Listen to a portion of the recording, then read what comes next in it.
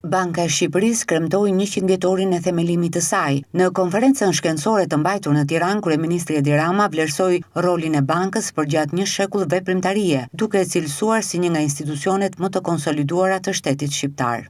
Ardhur në këtë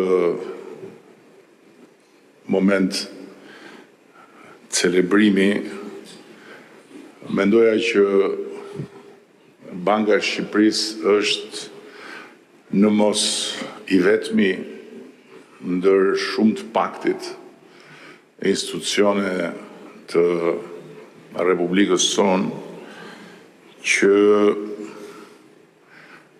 mund të quhet i tillë me plot gojën institucion.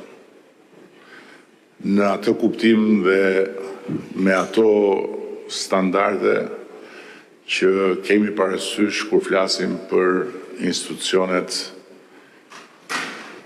që i duhen një vendi. Banka e Shqipërisë sa Rama po hyn në shekullin e dytë të ekzistencës në një kontekst krejtësisht të ndryshëm nga ai i krijimit, duke u përballur me një botë të ndërlikuar dhe kriza ndërkombëtare.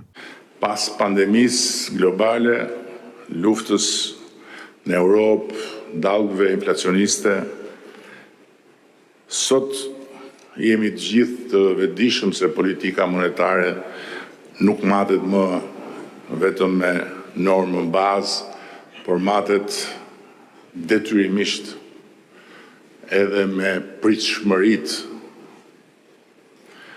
Dhe sot normalizimi do të thotë shumë më tepër se sa përdorimi i mekanizmit të normës bazë, pasi do të thotë edhe transparencë, edhe kreativitet, edhe kurajo, hap pas hapi,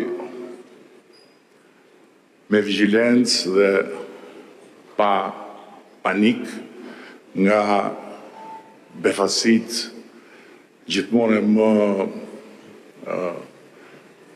të pranishme në jetën e përditshme të vendeve dhe të fshatit ton global.